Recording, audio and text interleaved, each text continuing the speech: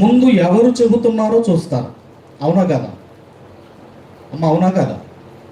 కానీ ఎప్పుడు కూడా ఏం చెబుతున్నాడో వినాలి. ఎవరు చెబుతున్నారో ఇంపార్టెంట్ కాదు, కానీ అసలు ఆయన ఏం చెబుతున్నాడో అనేది అది చాలా ఇంపార్టెంట్. కాబట్టి మరి ఈరోజు ఆలస్యం చేయకుండా చాలా విషయాలు మీకు తెలియజేయాలని నేను ఆశపడుతున్నాను. మంచిది. మరి దానికి మూలవాక్యముగా ఒకసారి ఆ వాక్యాన్ని చదువుకొని మనం ముందుకు వెళదాము. కొరింథీయులకు రాసిన 2వ పత్రిక, అపోస్తలుడైన పౌలు గారు కొరింథీయులకు రాసిన 2వ పత్రిక 13వ అధ్యాయము 5వ వచనాన్ని దయచేసి మనం అందరం కూడా చదువుకుందాం. 13వ అధ్యాయము 5వ వచనం. మీరు విశ్వాసము గలవారై ఉన్నారో లేదో, విశ్వాసము గలవారై ఉన్నారో లేదో మిమ్మును మీరే శోధించుకొని చూచుకొనుడి. ఇక్కడ నేను అడుగుతున్నాను, మనం అందరము విశ్వాసులమే. విశ్వాసులు అంటే క్రీస్తు రక్తములో కడగబడిన ప్రతి ఒక్కరు కూడా విశ్వాసులే. అయితే మరలా అపోస్తలుడైన పౌలు గారు అంటున్నారు, మీరు విశ్వాసము కలిగిన వారై ఉన్నారో లేదో మిమ్మల్ని మీరు శోధించుకొని చూచుకొనుడి, మిమ్మల్ని మీరే పరీక్షించుకొనుడి. ఎందుకు పరీక్షించుకోమంటున్నాడు? ఎందుకు అపోస్తలుడైన పౌలు గారు మీరు విశ్వాసము కలిగిన వారై ఉన్నారో లేదో అని ఎందుకు పరీక్షించుకోమంటున్నాడు అంటే, దేవుడు అనుకున్న విశ్వాసం ఉంది, మనుషులు అనుకుంటున్న విశ్వాసాలు కూడా ఉన్నాయి. అందుకే పౌలు గారు అంటున్నారు, ఇప్పుడు బైబిల్లోనికి వెళ్ళి మనం ఆలోచిద్దాము. ఈ విశ్వాసం మీకుంటే మీరు కరెక్ట్గా విశ్వాసంలో ఉన్నట్టు. ఒకవేళ ఈ విశ్వాసం మీలో లేకపోతే మీ విశ్వాసాన్ని మీరు మార్చుకోవలసి ఉంటుంది. ఇక బైబిల్ గ్రంథంలోకి వెళ్ళి ముందుగా అసలు విశ్వాసం అంటే దానికి నిర్వచనం ఏంటి, విశ్వాసానికి డెఫినేషన్ ఏంటి అన్నప్పుడు బైబిల్ గ్రంథంలో హెబ్రీయులకు రాసిన పత్రిక, అపోస్తలుడైన పౌలు గారు దయచేసి హెబ్రీయులకు రాసిన పత్రిక 11వ అధ్యాయము, హెబ్రీయులకు రాసిన పత్రిక 11వ అధ్యాయము, ఇదంతా కూడానండి విశ్వాస వీరుల జాబితా. ఇదంతా కూడా ఈ 11వ చాప్టర్, ఈ 11th చాప్టర్ అంతా కూడా విశ్వాస వీరుల జాబితా. ఇప్పుడు విశ్వాసం అంటే ఏంటో చెబుతున్నాడు. దయచేసి మొదటి వచనాన్ని మనం చదవగలిగితే, విశ్వాసమనున్నది నిరీక్షింపబడు వాటి యొక్క నిజ స్వరూపమును అదృశ్యమైనవి ఉన్నవనుటకు రుజువునై ఉన్నది. విశ్వాసం అంటే అదృశ్యమైనవి ఉన్నాయి అని మనం నమ్మడమే విశ్వాసము అంటున్నాడు. మరి అదృశ్యమైనవి ఏమున్నాయి? ఇప్పుడు దేవుడు అనగానే ఆత్మ, దేవుడు ఆత్మ కనుక అంటాం. అంటే ఆత్మ కనిపించదు, దేవుడు కనిపించడు, దయ్యము కనిపించదు, పరలోకం కనిపించదు, నరకం కనిపించదు. ఇవి ఏవి కనిపించకపోయినా అవి ఉన్నాయి అని మీరు నమ్ముతున్నారు అంటే మీలో విశ్వాసం ఉంది. రైట్. ఇప్పుడు మనం చూడగలిగితే ఈ విశ్వాసం గురించి ఇంకా మాట్లాడుతూ మనం చూడగలిగితేనండి, ఇదిగో అదృశ్యమైనవి ఉన్నాయని మీరు నమ్ముతున్నారు అంటే అదే విశ్వాసము అంటున్నాడు. ఒక వ్యక్తి చేపలు పట్టడానికి చెరువుకి వెళ్తున్నాడు అనుకోండి. చెరువుకి వెళ్తున్నాడంటే దాని అర్థం ఏంటి? చెరువులో చేపలు ఉన్నాయన్న విశ్వాసం అతనికి ఉంది కనుక గాలంతోనో వలతోనో చెరువుకి వెళ్తున్నాడు. అలాగే మనం కూడా కొన్ని చూడకుండా మనం నమ్ముతాం. ఒక కరెంటు కానివ్వండి, గాలి కానివ్వండి, మన లోపల ఎన్నో ఆర్గాన్స్ ఉంటాయి, మనం చూడకపోయినా మనం నమ్ముతున్నాము. అలాగే దేవుడున్నాడు, దయ్యం ఉంది, పరలోకం ఉంది, నరకం ఉంది, ఇవన్నీ కూడా నీకు కనిపించవు, అయినా కూడా మీరు నమ్మాలి. దానినే ఫెయిత్ అంటున్నాడు, విశ్వాసము అంటున్నాడు. మరొక మాట కూడా మీరు చూడగలిగితే దయచేసి ఈ విశ్వాసం అనేది కూడా ఎలాంటిదంటేనండి, దేవునికి మనిషికి ఒక వారధి లాంటిది, ఒక బ్రిడ్జ్ లాంటిది ఈ విశ్వాసము. అంటే మన ప్రార్థన దేవుని సన్నిధికి చేరాలన్నా, దేవుడు నీ ప్రార్థనకు ప్రతిఫలం ఇవ్వాలి అన్నా మనకు ఉండవలసింది విశ్వాసము. మరొక మాట కూడా మీరు చూడగలిగితే అదే హెబ్రీయులకు రాసిన పత్రిక 11వ అధ్యాయము 6వ వచనాన్ని కూడా మనం చూడగలిగితే, విశ్వాసము లేకుండా విశ్వాసము లేకుండా దేవునికి ఇష్టుడై ఉండుట దేవునికి ఇష్టుడై ఉండుట అసాధ్యము. అసాధ్యము. దేవుని యొద్దకు వచ్చువాడు దేవుని యొద్దకు వచ్చువాడు ఆయన ఉన్నాడనియు తన్ను వెదకువానికి ఫలము దయచేయువాడనియు నమ్మవలెను కదా. తన్ను వెదకు వారికి అన్న పదం దగ్గరండి అసలు తర్జుమాలో ఏమనుందంటే శ్రద్ధగా వెతుకువానికి అన్న పదం ఉపయోగపడింది. అంటే వెతకడానికి, శ్రద్ధగా వెతకడానికి తేడా ఉందంటే తేడా ఉంది. ఒక 1 రూపీ కాయిన్ కింద పడిపోయింది అనుకోండి, ఎలా వెతుకుతారు? అదే ఒక డైమండ్ రింగ్ కింద పడిపోయింది అనుకోండి, ఎలా వెతుకుతారు? ఇప్పుడు దేన్ని శ్రద్ధగా వెతుకుతారు? డైమండ్ రింగ్ను శ్రద్ధగా వెతుకుతారు. అదే ఇక్కడ రాయబడిన పదము ఏంటంటే విశ్వాసము లేకుండా దేవునికి ఇష్టుడై ఉండుట అసాధ్యము.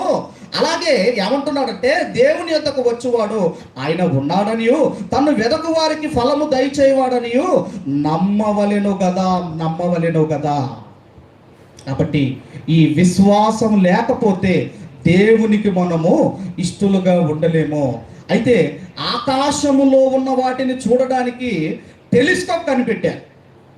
అలాగే కంటికి కనిపించని వాటిని చూడడానికి మైక్రోస్కోప్ కనిపెట్టారు. అయితే దేవుణ్ణి చూడడానికి ఒక వ్యక్తి ఒక పరికరం కనిపెట్టాడు. అదే మీరు చూడగలిగితే దయచేసి అదే అధ్యాయము 27వ వచనాన్ని మనం అందరం కూడా చదువుకుందాము. విశ్వాసమును బట్టి అతడు అదృశ్యుడైన వానిని చూచుచున్నట్టు స్థిర బుద్ధి గలవాడై రాజాగ్రహమునకు భయపడక ఐగుప్తును విడిచిపోయెను. ఇక్కడ మీరు చూడగలిగితే మోషే గారట దేవుణ్ణి ఎలా చూచాడయ్యా అంటే ఆయన కనిపెట్టిన పరికరమే విశ్వాసముతో మోషే గారు దేవుణ్ణి చూశాడు. ఇదండి విశ్వాసం అంటే. మరి ఈ విశ్వాసము ఎలాంటి విశ్వాసం ఉండాలో పౌలు గారు మరలా చెబుతూ కొరింథీ పత్రిక 2వ కొరింథీ పత్రిక 5వ అధ్యాయము 8వ వచనాన్ని దయచేసి మనం అందరము చదువుకుందాము. 5వ అధ్యాయము 8వ వచనాన్ని దయచేసి చదువుకుందాం. చదవండి.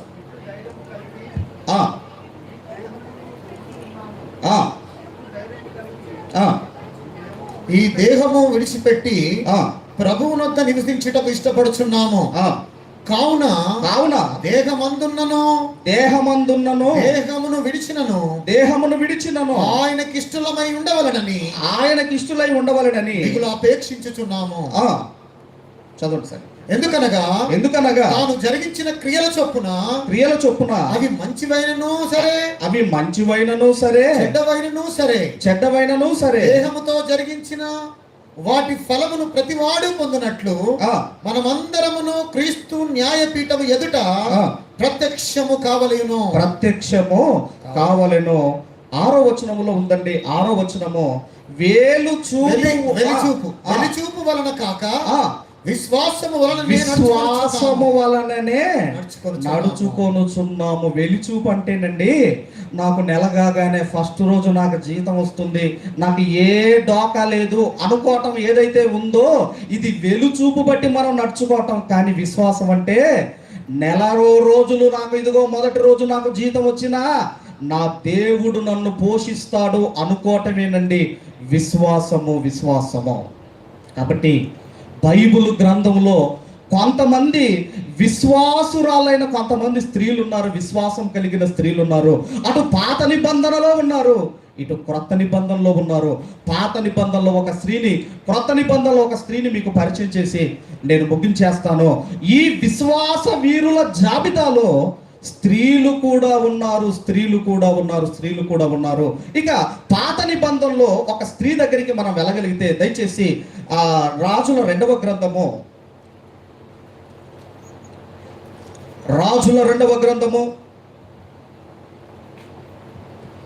4వ అధ్యాయము 8వ వచనము నుండి దయచేసి మనం అందరము చదువుకుందాము.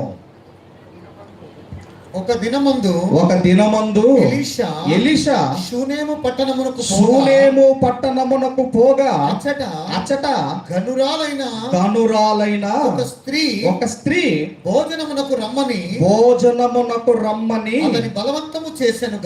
అతన్ని బలవంతము చేసెను గనుక అతడు ఆ మార్గమున వచ్చినప్పుడెల్లా ఆమె ఇంట భోజనము చేయుచు వచ్చెను.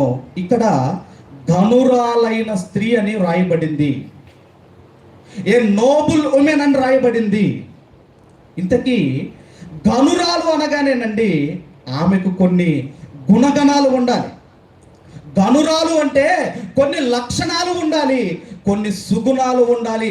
ఈ సుగుణాలు కలిగిన ఈమెను పరిశుద్ధాత్మ దేవుడు ఏమంటున్నాడు అంటే, ఇదిగో గనురాలైన స్త్రీ అంటున్నాడు. గనురాలైన స్త్రీ.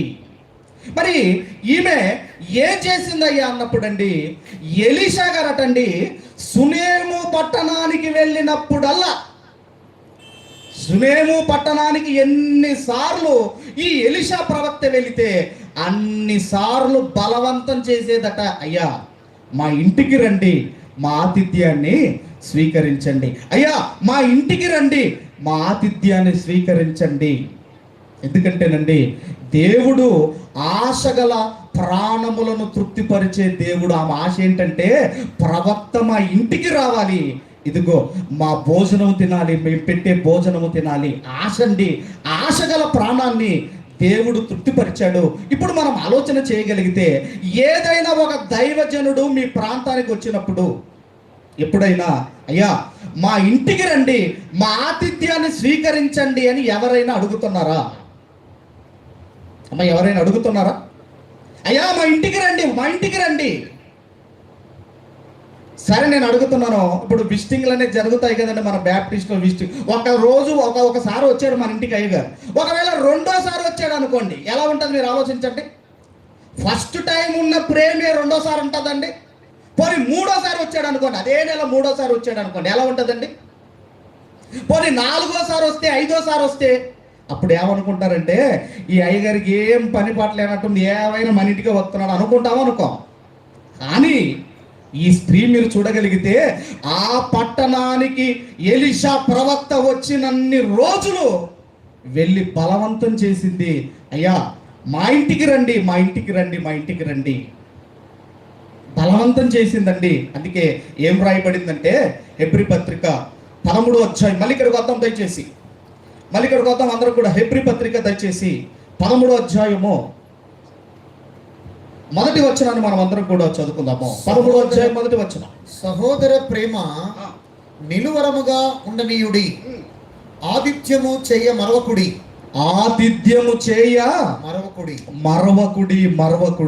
ఎందుకంటేనండి ఆతిథ్యము ఇవ్వటం వల్ల ఎంత మనము దేవుడి నుంచి ప్రతిఫలం పొందుకుంటామో మీ అందరికీ తెలుసు. అబ్రహాము శారా గారి ఆ సందర్భంలో ఆతిథ్యం ఇవ్వటం వల్ల గర్భఫలం పొందుకుందండి ఒక శారమ్మ గారు.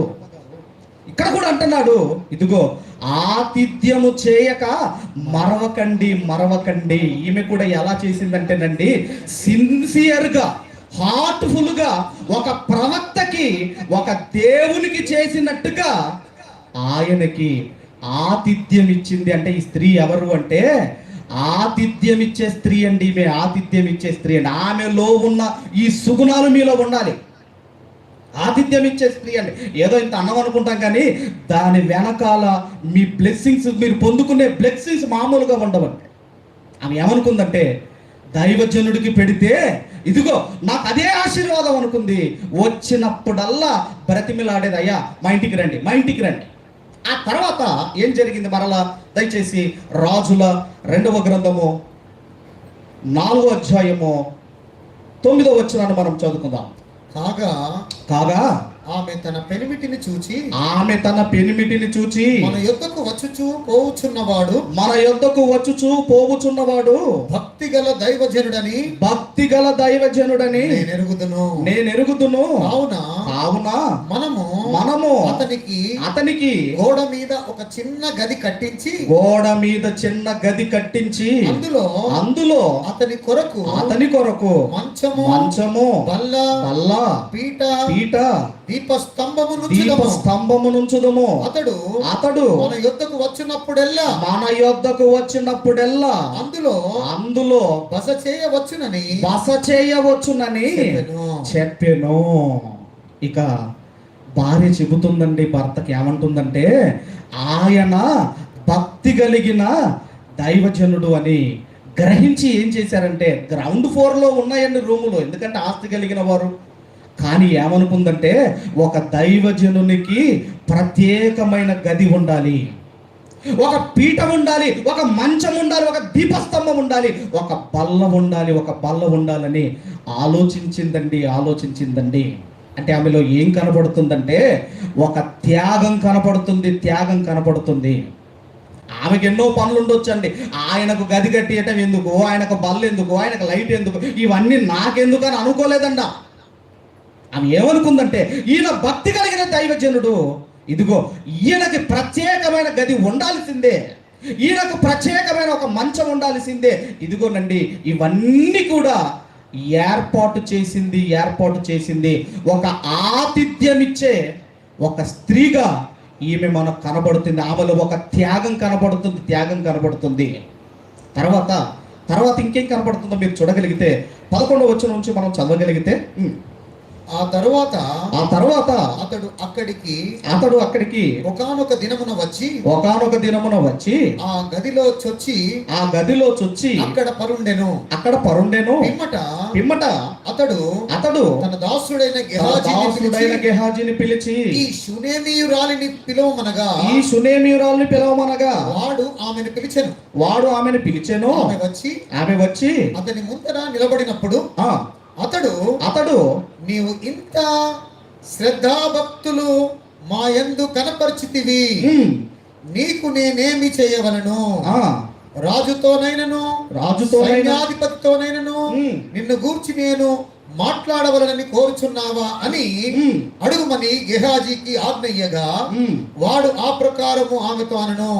అందుకు ఆమె నేను నా స్వజనులలో కాపురమున్నానని ఇక్కడ మనం చూడగలిగితేనండి, ఏమయ్యా గెహజీ, అసలు ఈ స్త్రీ ఒక బిల్డింగ్ మీద ఒక గది కట్టించింది, ఒక మంచం ఇచ్చింది, టేబుల్ ఇచ్చింది, ఇవన్నీ ఇచ్చి మన నుండి ఏమైనా ఆశిస్తుందా గెహజీ?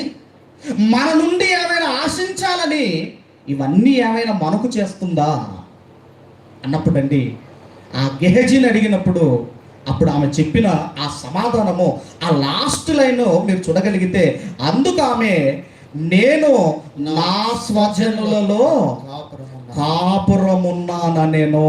ఆమె ఏం చెబుతుందంటేనండి ఆ గెహజీతో, అయ్యా నేను నా సొంత జనం మధ్య నేను తృప్తిగా ఉన్నాను, కానీ ఆమె జీవితంలో ఒక లోటు ఉంది.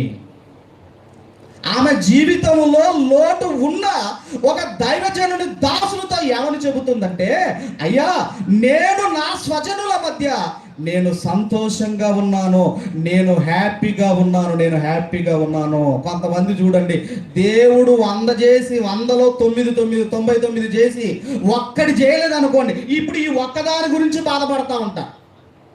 ఆ ఒక్కటి ఇంకా రాలేదండి, ఇంకా ప్రార్థన చేస్తున్నామండి, అది ఎన్ని మేలులు చేయలేదు మన జీవితంలో దేవుడు. మీరు ఆలోచించండి, ఈరోజు ఇక్కడ బ్రతికి కూర్చున్నామంటే అది దేవుడు చేసిన మేలు కదా? క్షేమముగా మనం వచ్చామంటే అది దేవుడు చేసిన మేలు కదా? ఈరోజు 3 పూటలు తినగలుగుతున్నామంటే అది దేవుడు చేసిన మేలు కదా? ఇంకేం మేలు చేయాలండి? ఈరోజు ఆ కరోనాలో తప్పించుకున్నామే, ఎంతో మంది రాలిపోయారే, పిట్టలు రాలిపోయారే. మరి అలాంటిది ఎన్నో మేలులు చేసినా ఇంకా దేవుడు ఏదో చెయ్యలేదని దేవునికి దూరం అవుతున్నారు. కానీ ఈ స్త్రీలో, ఈ గనురాలైన స్త్రీలో ఒక లోటు ఉంది కానీ నాకు లోటు ఉందయ్యా, ఫలానిది నాకు జరగాలయ్యా అని చెప్పటం లేదు. ఏమంటుందంటే, నేను నా స్వజనుల దగ్గర నేను క్షేమముగా ఉన్నాను. అందుకే క్రైస్తవులు ఎలా ఉండాలి అంటే, అన్న వస్త్రములు కలిగిన వారై తృప్తి కలిగి ఉండండి అని మనం చదువుకుంటాము. ఒక తృప్తి కలిగిన జీవితాన్ని మనము జీవించాలి. మానవ జీవితంలో, మన జీవితంలో తృప్తి ఉండాలండి. ఈ తృప్తి లేకపోతే మన జీవితాన్ని మనమే చేజేతులారా పాడు చేసుకుంటాము. అందుకే ఆమె అంటుంది, ఏమంటుందంటే, నా స్వజనుల మధ్య నేను హ్యాపీగా ఉన్నాను. దయచేసి హెబ్రీయులకు రాసిన పత్రిక 13వ అధ్యాయము 5వ వచనం. మీరు విశ్వాసము గలవారై ఉన్నారో లేదో. హెబ్రీయులకు రాసిన పత్రిక 13వ అధ్యాయము 5వ వచనం. 13:5. క్షమించండి 13:5. ధనాపేక్ష లేని వారై మీకు కలిగిన వాటితో తృప్తి పొంది ఉండండి. క్రైస్తవులమైన మనకు చెబుతున్నాడు, ధనాపేక్ష లేని వారై మీకు కలిగిన వాటితో తృప్తి పొంది ఉండండి. లేని దాని కొరకు ఆరాటపడకండి. ఉన్న దానితో సంతృప్తిగా బ్రతకటము క్రైస్తవులుగా మనం నేర్చుకోవాలి. రైట్. ఆ తర్వాత ఏం జరిగిందంటేనండి, ఆమె జీవితంలో ఒక లోటు ఉంది. ఆ తర్వాత గెహజ్ గారు చెబుతారు, అయ్యా ఆమెకు పిల్లలు లేరు, ఆమెకు కుమారుడు లేడు, ఆమెకు పిల్లలు లేరయ్యా, ఆమెకు పిల్లలు. ఈ లోటు ఉండి కూడా ఆమె సంతృప్తిగా ఉందని చెప్పేసరికి ఎలీషా గారు షాక్ అయిపోయాడండి. ఆయన షాక్ అయిపోయాడు. ఆ తర్వాత అప్పుడు ఆయన ఏం చెబుతున్నాడు, మరలా రాజుల మొదటి గ్రంథం 2వ గ్రంథం 4వ అధ్యాయము దయచేసి 14వ వచనం నుండి చదువుకుందాం. ఎలీషా ఆమె నేనేమి కోరుచున్నానని అడగగా గెహజీ ఆమెకు కుమారుడు లేడు మరియు ఆమె పెనిమిటి ముసలివాడని అతనితో చెప్పెను. అందుకతడు ఆమెను పిలవమనగా వాడు ఆమెను పిలిచెను. ఆమె వచ్చి ద్వారమందు నిలవగా ఎలీషా మరుసటి ఏట ఈ ఋతువున నీ కౌగిట కుమారుడు ఉండునని ఆమెతో అనెను. ఆమె ఆ మాట విని, దైవజనుడైన నా ఏలినవాడా, అలాగు పలకవద్దు, దాసురాలనైన నాతో అబద్ధమాడవద్దనెను. పిమ్మట ఆ స్త్రీ గర్భవతి అయి మరుసటి ఏట ఎలీషా తనతో చెప్పిన కాలమున కుమారుణ్ణి కనెను. అందుకేనండి మత్తయి సువార్తలో ఉంటది, ఆయన నీతిని రాజ్యమును మొదట వెతకండి, అప్పుడు అవన్నీ మీకు అనుగ్రహించబడును. కానీ నీతిని రాజ్యాన్ని వెతకకుండా నాకు అవన్నీ రావాలి అనుకుంటాం. ఎక్కడి నుంచి వస్తాయండి? కొన్ని ఆఫర్లు ఉంటాయి కదమ్మా. ఒక చీర కొంటే ఒక చీర ఫ్రీ అన్నాడు అనుకోండి. ఇప్పుడు మీరు షాపు దగ్గరికి వెళ్ళిపోయి అదేదో ఫ్రీగా ఉన్నదట కదా, అది ఇవ్వచ్చు కదా నన్ను అడిగారు అనుకోండి, అమ్మ ఇస్తాడా? ఏమంటాడమ్మా? ముందు ఇది కొంటే అది ఫ్రీ అనేది ఎంత నిజమో, దేవుడు కూడా ముందు నా నీతిని, నా రాజ్యాన్ని వెతకండి, అప్పుడు అవన్నీ మీకు అనుగ్రహించబడతాయి. ఇక్కడ కూడా నండి ఒక దైవజనునికి ఆతిథ్యం ఇచ్చింది. అలాగే ఇదిగో ఒక తృప్తి కలిగిన స్త్రీగా కనబడుతుంది, ఒక త్యాగం, ఒక సాక్రిఫైస్ కలిగిన జీవితం కనబడుతుంది.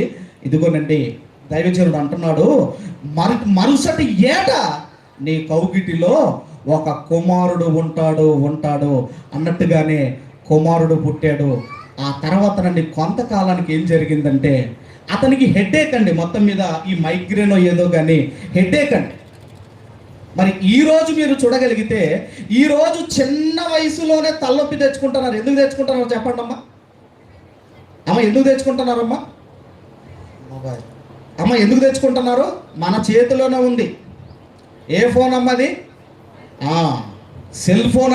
అది మంచిగా వాడితే సెల్ ఫోన్, లేదంటే అదే మనల్ని హెల్లుకి తీసుకెళ్లే ఫోన్. అది ఇది 24 గంటలు మనం దాన్ని చూడటం వల్ల ఇదిగోనండి మన కళ్ళు దెబ్బతిని ఇదిగో తలనొప్పులు వస్తున్నాయి. చిన్న వయసులో తలనొప్పులు వస్తున్నాయి.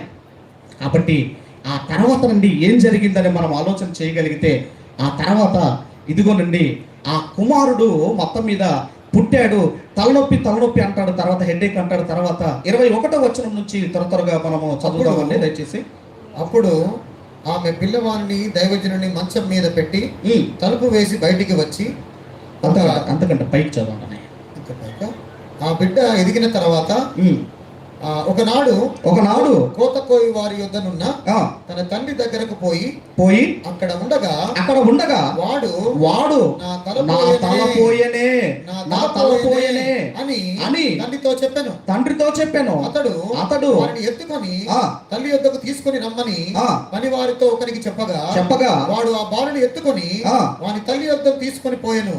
పిల్లవాడు మధ్యాహ్నం వరకు తల్లి తొడ మీద పండుకొని చనిపోయాను. మొత్తం మీద ఇదిగోనండి లేక పుట్టాడు. అయ్యా నాతో నువ్వు అబద్ధమాడవద్దు అని దైవజనుతో అన్నదండి. అయినా ఆమె నమ్మింది. ఇదిగో లేక కుమారుడు పుడితే ఆ కుమారుడు చనిపోయాడు. ఇప్పుడు ఆ తల్లి బాధ ఎలా ఉంటుందో మీరు ఆలోచించండి. వెంటనే నుండి ఏం చేసింది? ఇదంతా మీకు నేను ఎందుకు చెబుతున్నాను అంటే మన టైటిల్ ఏంటమ్మా? విశ్వాసము కలిగిన స్త్రీలు. ఇప్పుడు దగ్గరకు వచ్చామా? రైట్. ఇప్పుడు మీరు చూడగలిగితే కంటిన్యూ చేయండి ఫస్ట్. 20వ వచనం. వాడు ఆ బాలుని ఎత్తుకొని వాని తల్లి యొద్దకు తీసుకొని పోయాను. పిల్లవాడు మధ్యాహ్నం వరకు తల్లి తొడ మీద పండుకొని ఉండి చనిపోయాను. అప్పుడు ఆమె పిల్లవాడిని దైవజనుని మంచం మీద పెట్టి తలుపు వేసి బయటికి వచ్చి ఒక పనివారిని ఒక గాడిదను తన యొద్దకు పంపము, నేను దైవజనుని యొద్దకు పోయి వచ్చేదనని తన పెనిమిటితో ఆమె అనగా అతడు నేడు అమావాస్య కాదే, విశ్రాంతి దినము కాదే, అతని యొద్దకు ఎందుకు పోవుదునని అడగగా ఆమె నేను పోవుట మంచిదని చెప్పి గాడిదకు గంత కట్టించి తాను ఎక్కి తన పనివానితో శీఘ్రముగా తోలుము, నేను నీకు సెలవిచ్చితేనే గాని నిమ్మలముగా తోలవద్దనెను. చాలు. ఇక్కడ తర్వాత అండి, ఇప్పుడు ఎలీషా గారు వచ్చి ఏ గదిలోనైతే రెస్ట్ తీసుకుంటాడో ఆ గదిలో ఉన్న మంచం మీద పడుకోబెట్టిందండి. ఇక ఇప్పుడు ఎవరి దగ్గరికి వెళ్ళింది అమ్మ? ఎవరి దగ్గరికి వెళ్ళిందమ్మా? దైవజనుడైన ఎలీషా గారి దగ్గరికి బయలుదేరింది. ఒకవేళ అదే ప్లేస్లో మీరుంటే మీరేం చేస్తారు? ఆమె ఏం చేసిందంటే మంచం మీద పడుకోబెట్టి డోర్లు పెట్టేసి ఎలీషా గారి దగ్గరికి వెళ్ళిందండి. ఇక ఎలీషా గారి దగ్గరికి వెళ్ళేసరికి ఆ గెహజీ గమనించాడు. ఎలీషా గారు గమనించి గెహజీని పంపిస్తాడండి. తర్వాత మీరు చదవగలిగితే 25వ వచనం. ఈ ప్రకారము ఆమె పోయి పర్వతమందున్న ఆ దైవజనుడి యొద్దకు వచ్చెను. ఆ దైవజనుడు దూరం నుండి ఆమెను చూచి అదిగో ఆ షునేమీయురాలు నీవు ఆమెను ఎదుర్కొనుటకై పరుగున పోయి నీవును నీ పెనిమిటియు నీ బిడ్డయు సుఖముగా ఉన్నారా అని అడుగుమని ఆ పనివాడైన గేహాజీతో చెప్పి పంపెను. అందుకామె సుఖముగా ఉన్నామని. ఇప్పుడు సుఖముగా ఉందా, బాధగా ఉందా? ఎలా ఉందమ్మా? ఆమె బాధతో ఉందండి. కానీ ఏం చెబుతుంది? గుండెల్లో బాధను దాచుకొని మేము సుఖంగానే ఉన్నామయ్యా అని చెప్పి 28వ వచనం మనం చదవగలిగితే 28, 29 మనం చదవగలిగితే అప్పుడు ఆమె కుమారుడు కావాలని నేను నా ఏలిన వాడైన నిన్ను అడిగితినా నన్ను భ్రమ పెట్టవద్దని నేను చెప్పలేదా అతనితో మనవి చేయగా అతడు నీ నడుము బిగించుకొని దండమును చేత పట్టుకొని పొమ్ము, ఎవరైనా నీకు ఎదురు పడిన ఎడలా వారికి నమస్కరింపవద్దు, ఎవరైనా నీకు నమస్కరించిన ఎడలా వారికి ప్రతి మర్యాద చేయవద్దు, అక్కడికి పోయి నా దండమును ఆ బాలుని ముఖం మీద పెట్టుమని గేహాజీకి ఆజ్ఞ ఇచ్చి పంపెను. చాలండి. ఇక్కడ మీరు చూడగలిగితే ఈమెలో ఉన్న ఈ విశ్వాసము పితరుడైన అబ్రహాము గారిలో ఉన్న ఏ విశ్వాసం అయితే ఉందో ఈమెలో కూడా అదే విశ్వాసం కనపడుతుంది. మళ్ళీ చెబుతున్నా, అబ్రహాము గారిలో ఎలాంటి విశ్వాసం అయితే ఉందో అదే విశ్వాసము ఈ గనురాలైన స్త్రీలో కనపడుతుంది. ఇంతకీ అబ్రహాము గారిలో ఏ విశ్వాసం ఉంది? అసలు విశ్వాసులు అంటే ఎవరండి? క్రీస్తు రక్తంలో కడగబడి ఇది కూడా వారు విశ్వాసులు అంటారు. మరి అబ్రహాము గారు అప్పుడు ఇంకా యేసు ప్రభు వారు చనిపోలేదు కదా, అప్పటికి ఇంకా భూమి మీదకి రాలేదు కదా. మరి ఆయన విశ్వాసులకు తండ్రిగా ఎలా మారాడు ఆయన? ఇంతకీ అబ్రహాము గారిలో ఉన్న విశ్వాసం ఏంటో ఇప్పుడు మనం చూడగలిగితే ఆదికాండం 22వ అధ్యాయము, దయచేసి ఆదికాండము 22వ అధ్యాయం 3, 4, 5 వచనాలు చదువుకుందాం. తెల్లవారినప్పుడు అబ్రహాము లేచి తన గాడిదకు గంత కట్టి తన పరివారితో ఇద్దరిని తన కుమారుడు ఇస్సాకును వెంటబెట్టుకుని దహనబలి కొరకు కట్టెలు చీల్చి లేచి దేవుడు తనతో చెప్పిన చోటికి వెళ్ళను. మూడవ నాడు అబ్రహాము కనులెత్తి దూరం నుండి ఆ చోటు చూచి తన పరివారితో మీరు గాడిదతో ఇక్కడే ఉండుడి, నేను ఈ చిన్నవాడును అక్కడికి వెళ్ళి దేవునికి మొక్కి మరలా మీ యొద్దకు వచ్చేదమని చెప్పి దేవునికి మొక్కి మరలా మీ యొద్దకు వచ్చేదమని చెప్పి మరలా మీ యొద్దకు వచ్చేదము. ఇక్కడ మనము చూడగలిగితే ఇప్పుడు అబ్రహాము గారు ఇస్సాకు గారు వెళ్ళేది ఏమైనా భోజనాలకా, పోనీ ఇలాంటి ఏమైనా మీటింగ్కా, మళ్ళీ వస్తాం అని చెప్పడానికి ఎక్కడికి వెళ్తున్నారు వాళ్ళు? ఎక్కడికి వెళ్తున్నారు అంటే అబ్రహాము గారు ఇస్సాకును బలివ్వడానికి తీసుకొని వెళ్తున్నాడు. కానీ అబ్రహాము గారు అంటున్నారు, మేము మరలా వచ్చేదము అంటే అబ్రహాము గారిలో ఏ విశ్వాసం ఉందంటే, నా కుమారుణ్ణి బలిచ్చిన నా దేవుడు మరలా బ్రతికించగలడు అన్న విశ్వాసము అబ్రహాము గారిలో ఉంది. కనుక నేను అంటున్నాడు, మేము మరలా వచ్చేదము. ఆ రోజు ఆ విశ్వాసం అండి. ఇదిగో ఇస్సాకును ఇసుకగా మారుస్తానన్నాడు, ఇప్పుడు బలిమ్మంటున్నాడు.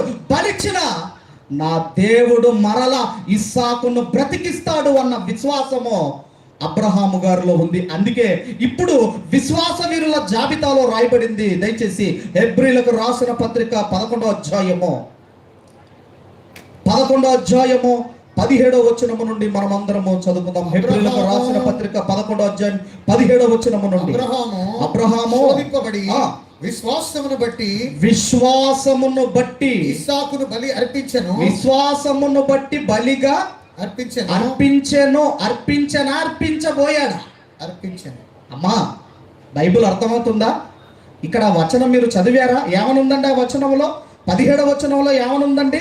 అబ్రహాము శోధింపబడి, అబ్రహామును దేవుడు శోధించాడా? అమ్మ, నేను చెప్పేది అర్థమవుతుందా? దేవుడు శోధిస్తాడా? మనిషిని దేవుడు శోధిస్తాడా? అమ్మా చెప్పండి అమ్మా. ఇప్పుడు ఇక్కడ ఏమనుంది? ఇక్కడ మీరు చదివిన దగ్గర ఏమనుంది? అబ్రహాము శోధించబడి. ఇప్పుడు అబ్రహామును బలిమ్మన్నది ఎవరు? దేవుడు. మరి అక్కడ శోధించబడి అనే పదం ఎందుకు ఉపయోగించారు అక్కడ? ఎందుకంటేనండి, ఎప్పుడు కూడా మీకు ఒక శోధన వచ్చినప్పుడు దేవుడు నన్ను శోధిస్తున్నాడు, నన్ను బాధ పెడుతున్నాడు అని అనకండి. ఎందుకంటే దేవుడు పరీక్షిస్తాడు, సాతానుడు శోధిస్తాడు. మత్తయి సువార్త 4వ అధ్యాయంలో ఆ శోధకుడు ఆయన యొద్దకు వచ్చి అందుకేనండి, శోధకుడు అంటే టెంప్ట్ చేసేవాడు, రెచ్చగొట్టేవాడు. ఈ మధ్యనండి, నిన్న మొన్న భర్త భార్యను అమ్మా ఆ టీవీ వాల్యూ కొద్దిగా తగ్గించమ్మా అన్నందుకు ఆయన కొట్టి చంపిందట. టీవీ వాల్యూ తగ్గించమన్నందుకు అంత కోపమా? అందుకేనండి, వాడు రెచ్చగొడతాడు, దేవుడండి పరీక్షిస్తాడు. అక్కడ ఏమనుండాలంటే అబ్రహాము పరీక్షించబడి తర్వాత విశ్వాసమును బట్టి ఇస్సాకును బలిగా అర్పించెను. అంటే దేవునికి ఎప్పుడైతే ఇవ్వడానికి మీరు సిద్ధపడ్డారో ఇక మీరు ఇచ్చినట్టేనండి. అందుకే బలిగా అర్పించెను. అప్పుడు ఆ వాగ్దానం ఎవడు ఆ వాగ్దానములు సంతోషముతో అంగీకరించెనో ఇస్సాకు వలనైనది నీ సంతానమనబడును అని చెప్పబడను. ఆ అబ్రహాము మృతులను సహితము లేపుటకు దేవుడు శక్తిమంతుడని ఎంచిన వాడై తన ఏక కుమారుని అర్పించి ఉపమాన రూపకముగా అతనిని మృతుల్లో నుండి మరలా పొందెను. అందుకేనండి అబ్రహాము గారు విశ్వాసులకు తండ్రి అయ్యాడు. మనం ఇప్పుడు నమ్ముతున్నాం. యేసుక్రీస్తు వారు చనిపోయారు, సమాధి చేయబడ్డారు. 3వ దినమున ఆయన మరణాన్ని చీల్చుకొని ఆయన మృత్యుంజయుడిగా ఆయన లేచాడు. దాన్ని బట్టి ఇప్పుడు మనం నమ్ముతున్నాము. కానీ కొన్ని వందల సంవత్సరాల క్రితమే నా కుమారుడు చనిపోయినా దేవుడు లేపుటకు శక్తిమంతుడని అబ్రహాము గారు నమ్మారు. గనుకనే విశ్వాసులకు తండ్రి అయ్యాడు, ఫాదర్ ఆఫ్ ఫెయిత్ అయ్యాడు. ఇప్పుడు ఈయనలో ఉన్న విశ్వాసమే ఇప్పుడు ఎవరిలో కనపడుతుందండి? గనురాలైన స్త్రీలు. అందుకే నేను అడిగాను ప్రారంభంలో, ఒకవేళ అక్కడే కనుక మీరుండుంటే మీరేం చేసేవాళ్ళంటే, ఏదో దేవుడు ఇచ్చాను, దేవుడు తీసుకొని పోయాను అని చెప్పి ఇక వెంటనే కాల్ చేసి టెంట్ వేపియటం ఇవన్నీ చేసేవాళ్ళు. కానీ ఆమె ఏమి నమ్మిందో మీరు చూడగలిగితే రాజుల 2వ గ్రంథము 4వ అధ్యాయము 37వ వచనాన్ని మనం చదువుకుందాము. 4వ అధ్యాయం 37వ వచనం.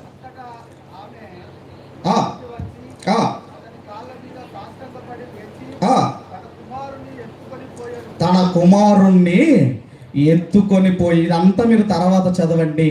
అంటే ఏ దేవుడైతే నాకు కుమారుణ్ణి ఇచ్చాడో ఆ దేవుడు ఖచ్చితంగా బ్రతికిస్తాడు అన్న విశ్వాసం ఇప్పుడు ఎవరిలో కనబడిందండి అమ్మా?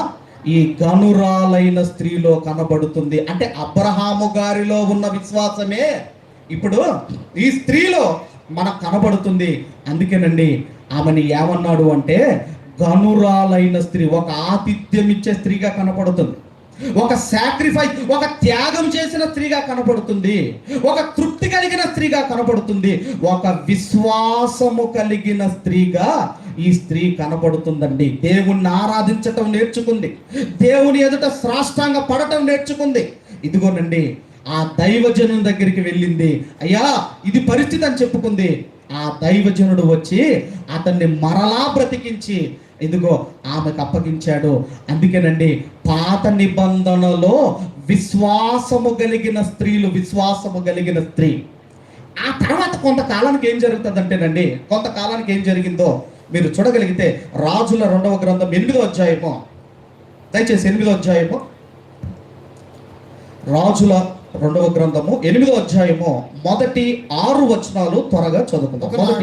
చదవండి సార్. ఎలీషా తాను బ్రతికించిన బిడ్డకు తల్లి అయిన ఆమెను పిలిచి, యెహోవా క్షామకాలము రప్పింపబోచున్నాడు, 7 సంవత్సరములు దేశంలో క్షామము కలుగునని చెప్పి నీవు లేచి నీవును నీ ఇంటి వారును ఎచ్చటనుంట అనుకూలము అతనికి పోవుడనగా ఆ స్త్రీ లేచి దైవజనుడు మాట చొప్పున చేసి తన ఇంటి వారిని తోడుకొని ఫిలిస్తీన్ల దేశంలోకి పోయి 7 సంవత్సరములు అక్కడ 7 సంవత్సరములు వాసము చేశాను.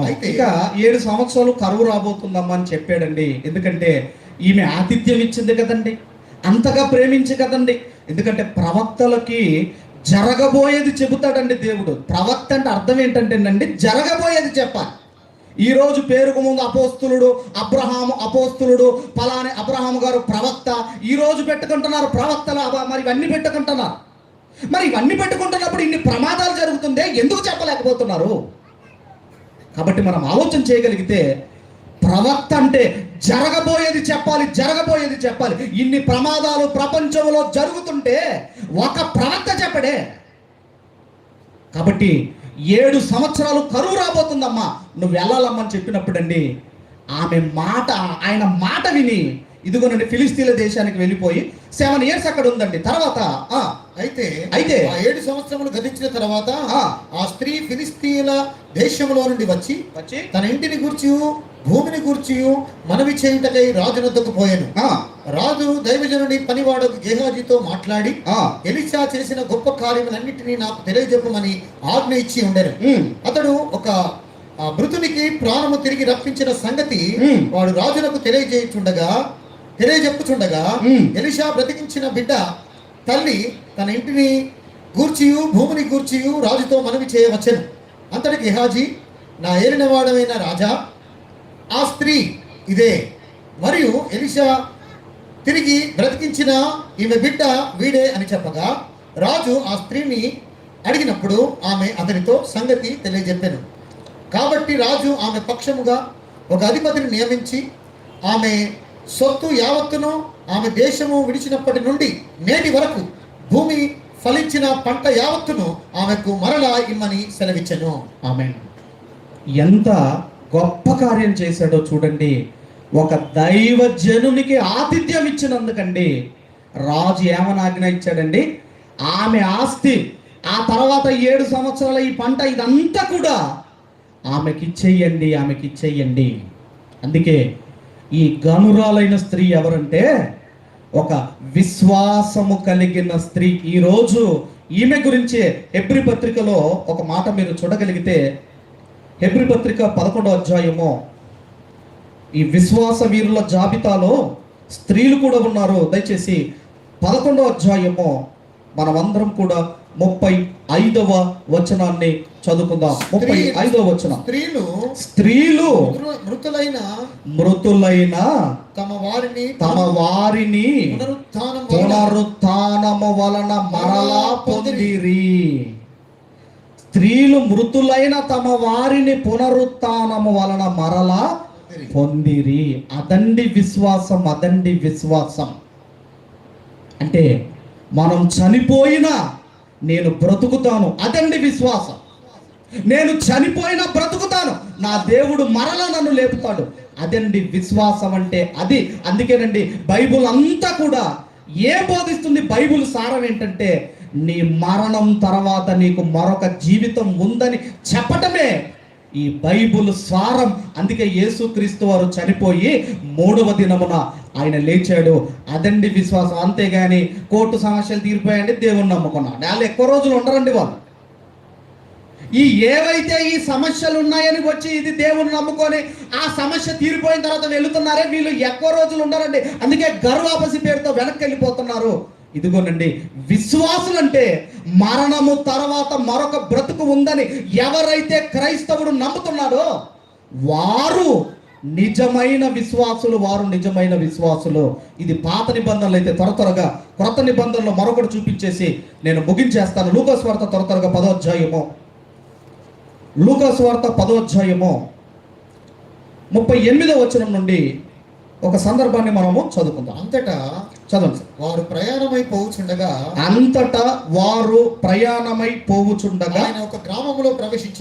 ఆయన ఒక గ్రామములో ప్రవేశించెను. మార్తా అను ఒక స్త్రీ ఆయనను తన ఇంట చేర్చుకొనెను.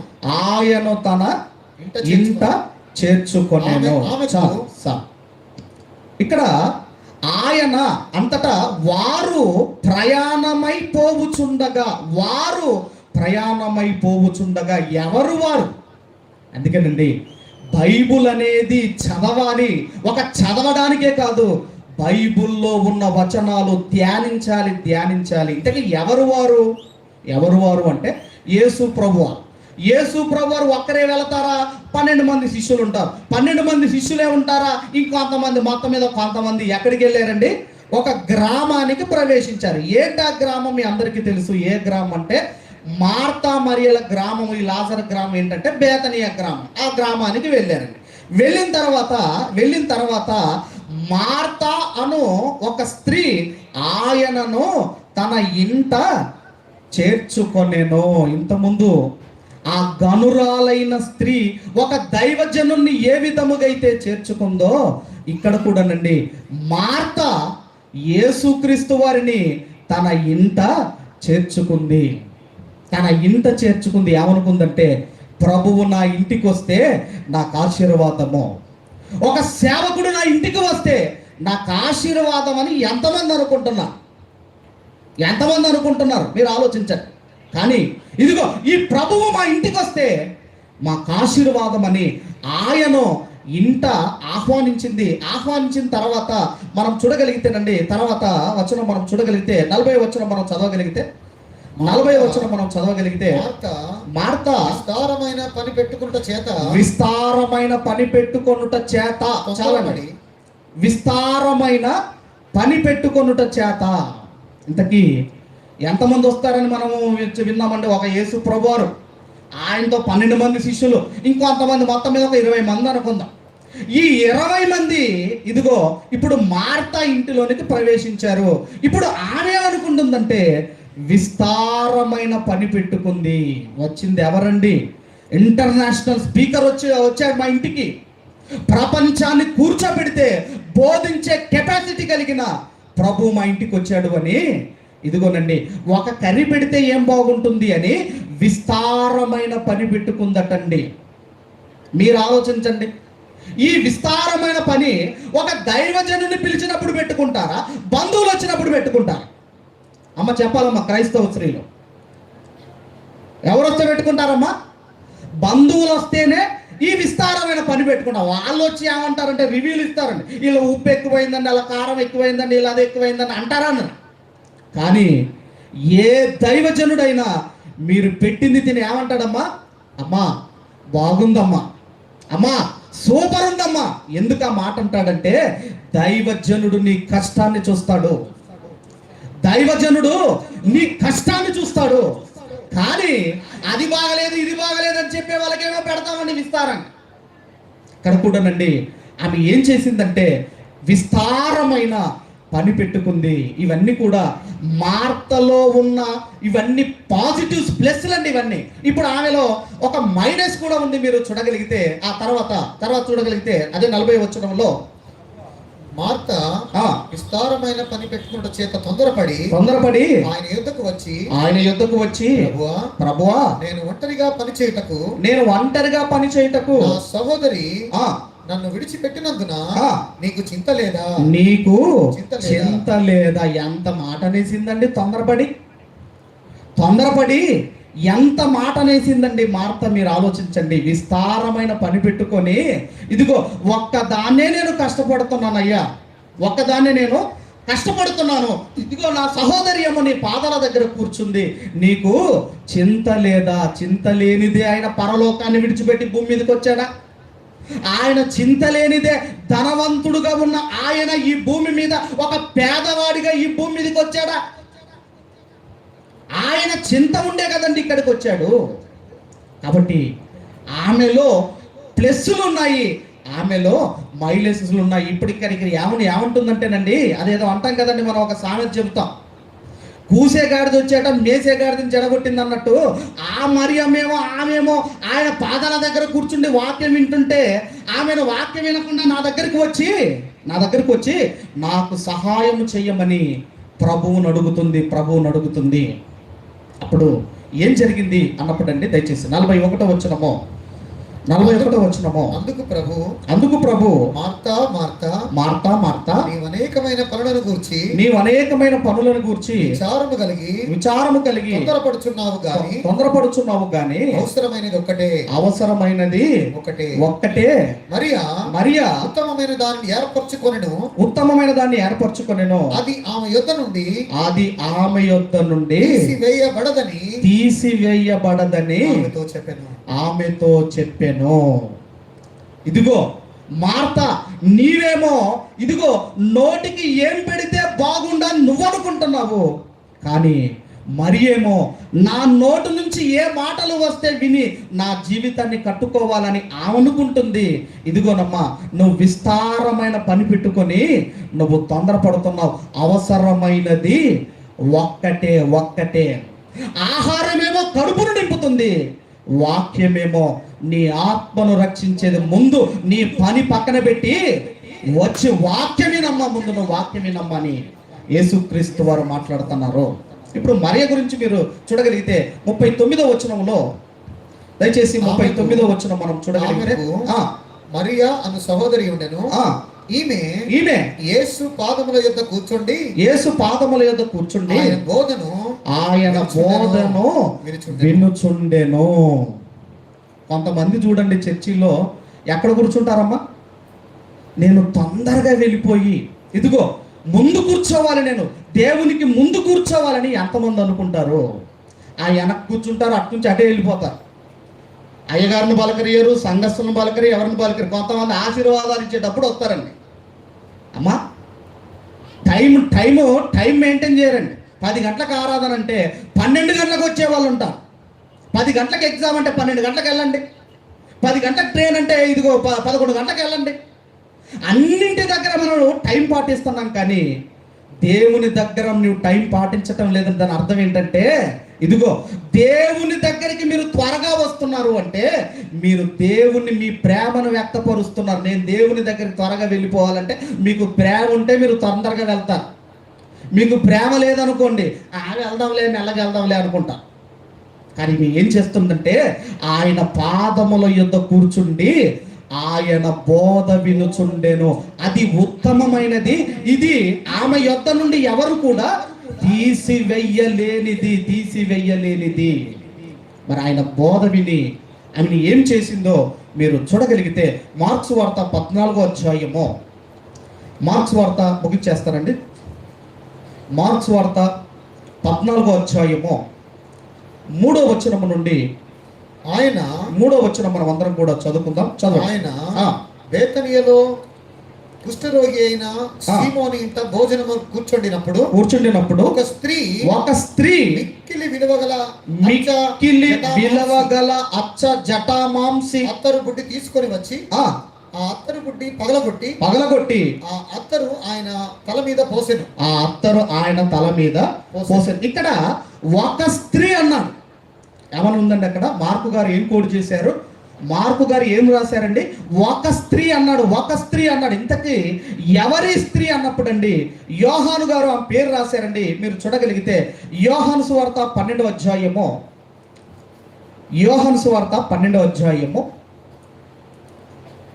3వ వచనాన్ని మనమందరం కూడా చదువుకుందాం. 12వ అధ్యాయము 3వ వచనాన్ని అప్పుడు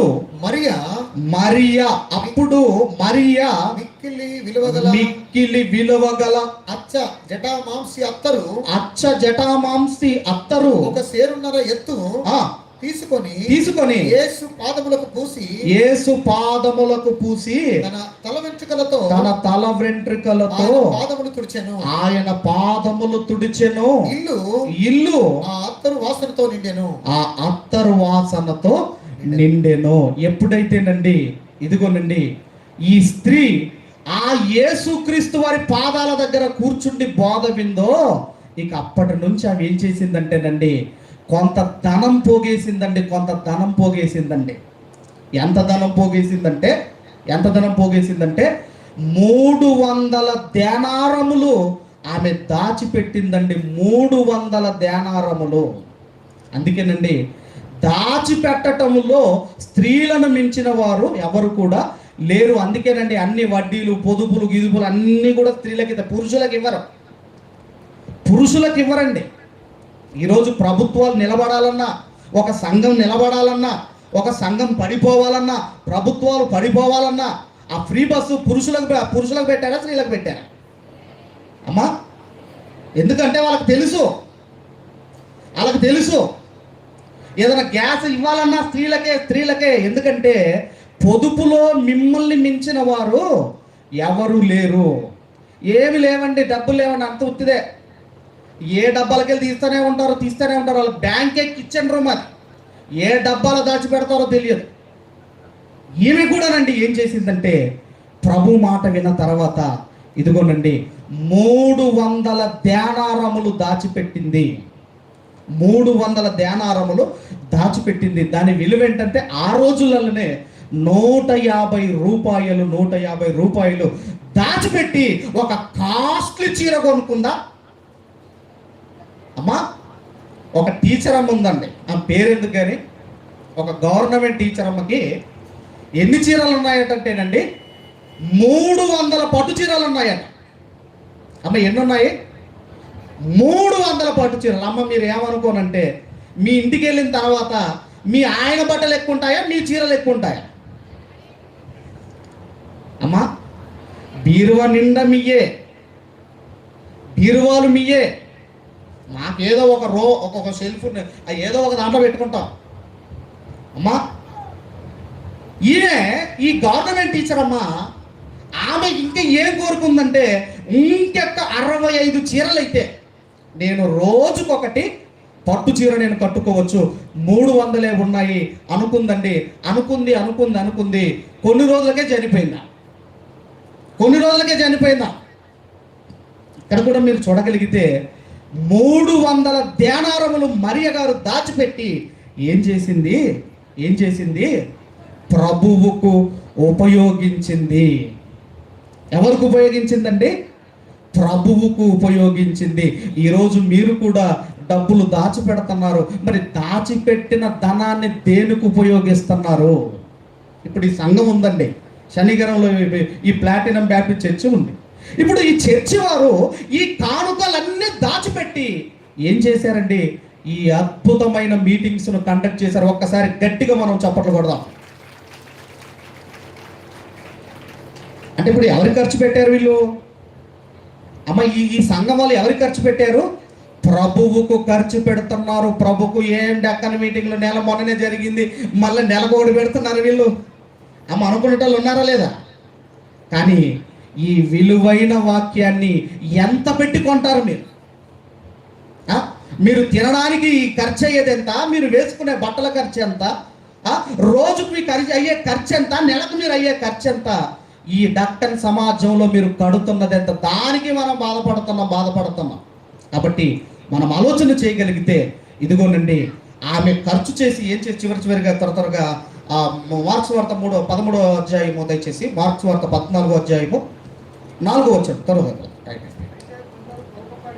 మార్క్స్ వార్త 14వ అధ్యాయము 4వ వచనం. అయితే కొందరు కోపపడి అత్తరు ఈలాగు నష్టపరచనేలా ఈ అత్తరు 300 దేనారములు అంటే ఎక్కువ వెలకమ్మి బీదలకి ఇవ్వవచ్చునని చెప్పి ఆమెను గూర్చి సనుక్కొనిరి. ఎందుకు ఈమె నష్టం చేసింది? ఎందుకు ఇంత మీటింగ్లు పెట్టి ఇంత ఖర్చులు పెట్టుడు? ఎందుకు? ఇదిగో, దేవునికి పెట్టేది ఏది కూడా అది నష్టం కాదు. గుర్తుపెట్టుకోండి. దేవునికి పెట్టేది ఏది కూడా అది నష్టము కాదు. ప్రభువుకి పెడితే నష్టం ఏంటండి? ఇలాంటి మీటింగ్స్కి పెడితే నష్టం ఏంటండి? ఇలాంటి కూటాలకు పెడితే నష్టం ఏంటండి? అక్కడ ఉన్న వాళ్ళు అంటున్నారట, ఇంత నష్టం ఏంటి? అక్కడ పేదవాళ్ళు లేరా? వాళ్ళకు పంచవచ్చు కదా. వీళ్ళ పేదలకి ఇవ్వాలి, దేవునికి ఇవ్వాలి. నేను మీకు చెబుతున్నాను స్త్రీలారా, మీరు పొదుపు చేసి ఇలాంటి కూటాలకు వాడండి. అప్పుడు ఏం జరిగింది? ఎందుకంటేనండి, ఆయనకు ముందుగా ఇచ్చి ప్రతిఫలం పొందగలవాడు ఎవడు అని మనం రోమాపత్రిక 11వ అధ్యాయం 35వ వచనములో మనం చదువుకుంటాము. ఎందుకంటే మనకు టైం లేదుగా. ఆయనకు మీరు ఇస్తే ఆయన ఉంచుకోడు మీ రుణాన్ని, మీకు ప్రతిఫలం ఇస్తాడు. తర్వాత దయచేసి 6వ వచనం మనం చూడగలిగితే, 6వ వచనము. అందుకు యేసు ఇట్లా నేను ఈమె జోలికి పోకుడి.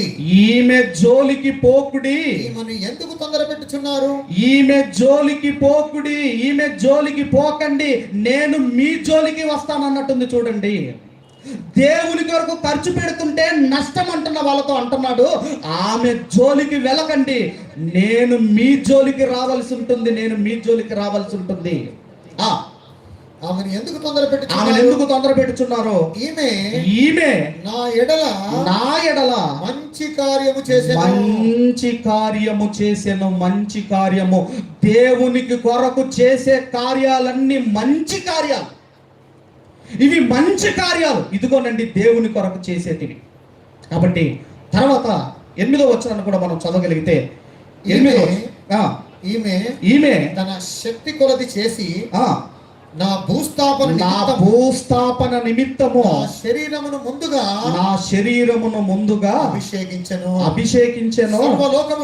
సర్వలోకములో ఎక్కడ ఈ సువార్త ప్రకటించబడును అక్కడ ఈమె చేసినది జ్ఞాపకార్థముగా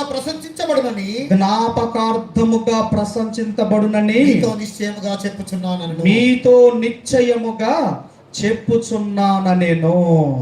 ఆమె చేసిన దానికి ప్రభువు ఇస్తున్న ప్రశంస ఏంటంటే, ఎక్కడైతే సువార్త ప్రకటించబడుతుందో, ఎక్కడైతే ఇలాంటి సభలు జరుగుతున్నాయో, ఆమెను నేను జ్ఞాపకం చేసుకుంటాను, ఆమెను నేను జ్ఞాపకం చేసుకుంటాను.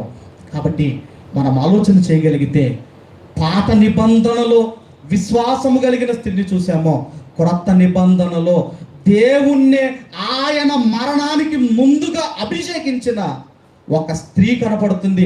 దేవునికి నేను ఖర్చు పెట్టి 150 రూపాయలంటే 2000 సంవత్సరాల క్రితం ఎంత మీరు ఆలోచించండి. 150 రూపాయలంటే ఎవరు ఖర్చు పెడతారండి దేవుడికి? దేవుడికి ఖర్చు పెట్టాలి అంటే ఆ మనస్సు ఉండాలి, ఆ మనస్సు ఉండాలి. అందుకే చివరిగా ఈ మాట మరి మహేష్ పాస్టర్ గారు చదివించారు. లూకాసు వార్త 8వ అధ్యాయము 8వ వచనం చివరిగా ఆ వచనం చదువుకొని ముగించుకుందాం. లూకాసు వార్త 18వ అధ్యాయము 8వ వచనం చదువుకొని ముగించుకుందాం.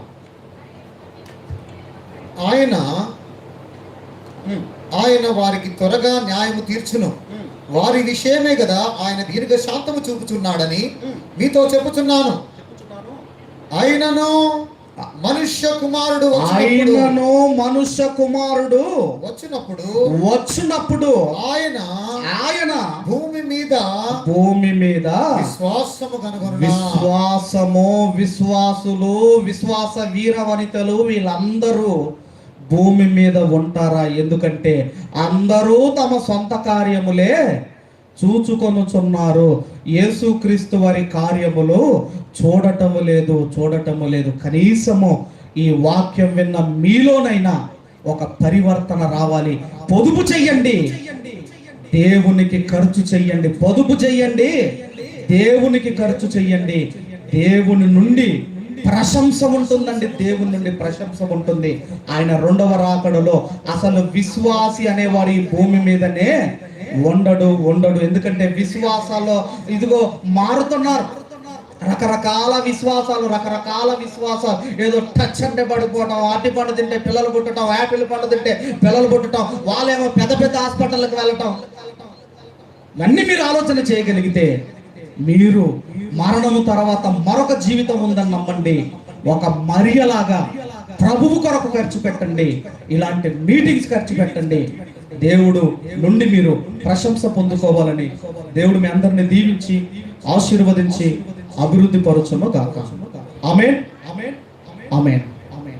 Thank you. మరి ఈ అవకాశం ఇచ్చిన మరొకసారి దీనమ్మ గారికి, అలాగే అనుషక్కకి, అమర స్వర్ణ గారికి, స్థానిక సంఘ కాపరి గారికి, వేదికను అలంకరించిన దైవజన ప్రతి ఒక్కరికి కూడా కృతజ్ఞతలు తెలియజేసుకుంటూ ముగిస్తున్నాను. Thank you one and all.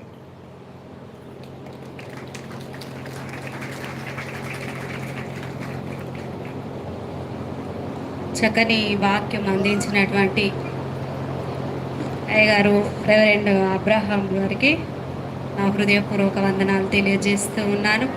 చక్కని వర్తమానము మన కోసము తీసుకొచ్చి చాలామంది స్త్రీలను గుర్తు చేసి మరి ఎంతగానో మనల్ని విశ్వాసంలో బలపరిచిన అయ్యగారికి నా నిండా వందనాలు తెలియజేస్తూ ఉన్నాను. అదేవిధంగా వచ్చినటువంటి రాయబారుల నుండి 2-3 స్త్రీలు వాక్యం మీద స్పందన తెలియజేయాలి. మీ ఉద్దేశం? పేర్లు చెప్పనండి, మీరే రావాలి.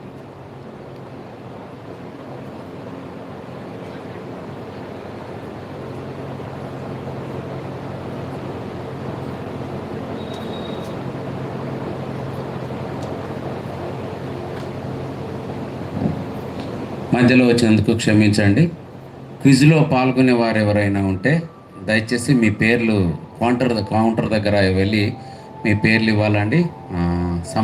కొద్ది సమయము ఉంది కాబట్టి క్విజ్లో పాల్గొనడానికి ఎవరైతే ఆశ కలిగి ఉన్నారో కౌంటర్లకు వెళ్ళి వారు మీ పేరు నమోదు చేసుకొని దాని విషయంలో మీరు ముందుండాలని తెలియజేస్తున్నాను. సారీ, సమయాన్ని మధ్యలో తీసుకున్నాను.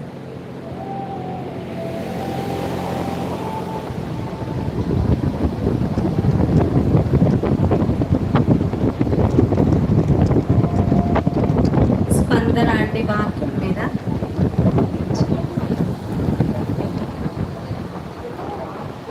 ఇంతకుముందుకు చెప్పిన వాళ్ళు కాకుండా వేరే వాళ్ళు